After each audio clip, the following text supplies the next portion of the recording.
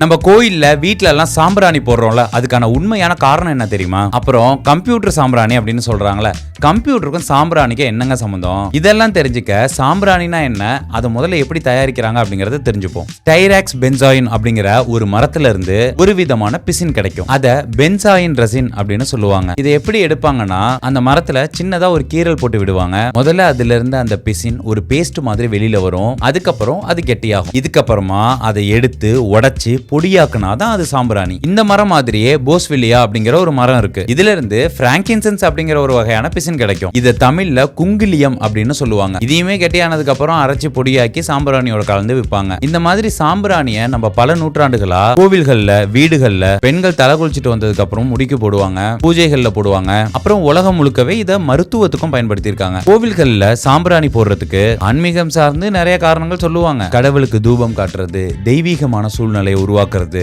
எதிர்மறை சக்திகளை அகற்றதுக்கு, இந்த மாதிரி எல்லாம் நிறைய காரணங்கள் சொல்லுவாங்க. ஆனா இதுக்கு அறிவியல் பூர்வமான சில காரணங்களும் இருக்கு. அது என்னன்னா, நான் முன்னாடி சொன்ன சாம்பிராணியோட மூலப்பொருளான பென்சாயின் ரெசின், பிராங்கின்சென்ஸ் ரெசின், இதுக்கெல்லாம் இயற்கையிலேயே காத்துல உள்ள கிருமிகளை அழிக்கிற, பூஞ்சைகளை கட்டுப்படுத்துற ஆற்றல் இருக்கிறதா அறிவியல் பூர்வமாவே நிரூபிச்சிருக்காங்க. கோவில்கள்ல தரிசனம் பண்றதுக்காக நூற்றுக்கணக்கான மக்கள் கூடும்போது காத்துல கிருமிகள் பரவற வாய்ப்பு அதிகம். சாம்பிராணி புகைக்கு காத்துல உள்ள பாக்டீரியா, வைரஸ் மாதிரியான நுண்ணுயிரிகளை அழிக்கிற சக்தி இருக்கிறதுனால இது ஒரு இயற்கையான ஏர் பியூரிஃபையரா செயல்பட்டு நோய் தொற்று அபாயத்தை குறைக்கும் அப்படின்னு சொல்றாங்க. அதே மாதிரி சாம்பிராணியோட அடர்த்தியான புகை கொசுக்கள் மற்ற பூச்சிகள்லாம் வராம விரட்டிடுமா. அதோட அதுல இருந்து நல்ல நறுமணம் வர்றதுனால மனசுக்கு அது ரொம்ப அமைதியா இருக்கும் அப்படின்னு சொல்றாங்க. இதெல்லாம் அறிவியல் காரணங்கள். அப்புறம் இந்த கம்ப்யூட்டர் சாம்பிராணின்னு சொல்றாங்களே, கம்ப்யூட்டருக்கும் சாம்பிராணிக்கும் என்ன சம்பந்தம்னு கேட்டீங்கன்னா, இந்த கம்ப்யூட்டர் சாம்பிராணி வந்த காலகட்டங்கள்ல கம்ப்யூட்டர் பிரபலம் அடைஞ்சுக்கிட்டு இருந்த காலகட்டம் அது. அப்படி ஒரு கம்ப்யூட்டர் சிரமமான மனுஷங்களோட வேலையை கூட ஈஸியா முடிக்க உதவுச்சு. அதே மாதிரி